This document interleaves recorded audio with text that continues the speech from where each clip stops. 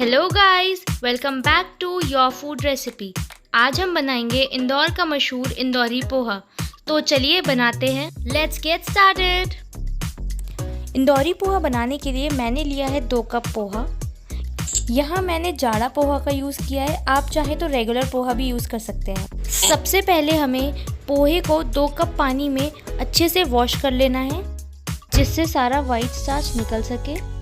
फिर उसके बाद हमें इसे 1 से 2 मिनट सोक करने के लिए पानी में रख देना है। पोहा सोक होने के बाद इसमें हमें 1 चम्मच हल्दी, 1 चम्मच नमक, आधा चम्मच चीनी और 1 टेबलस्पून लेमन जूस डालकर मिक्स कर लेना है। इसको भी हमें बहुत हल्के हाथों से मिक्स करना है, जिससे हमारा पोहा टूटे ना।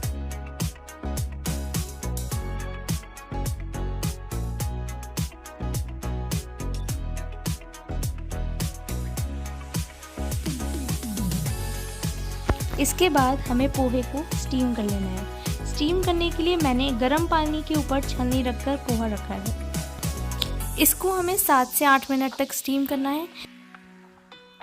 देखिए कितना प्यारा कलर आया है इसका। इसके बाद हमें पोहे का मेन इंग्रेडिएंट बनाना है, जिसके बिना पोहा इनकम्प्लीट है, जो कि है जीरा वन मसाला।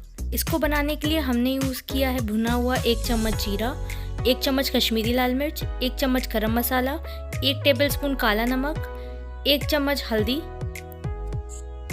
1 चुटकी हींग, आधे चम्मच चीनी,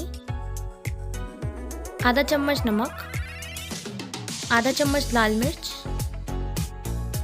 और इसे अच्छे से ग्राइंड कर लेना है ओखली की मदद से।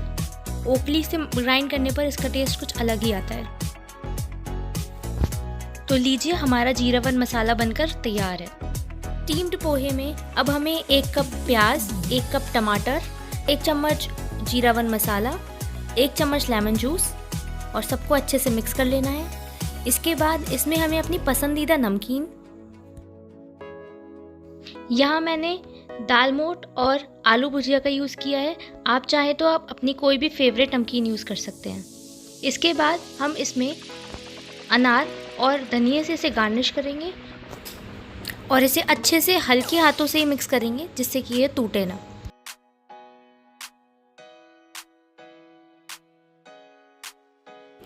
तो गाइस, तैयार है हमारा इंदौर का स्पेशल इंदौरी पोहा। अगर आपको मेरी ये रेसिपी अच्छी लगी हो तो do subscribe, try and share with your family and friends. See you in the next video. Till then take care, be healthy, bye bye.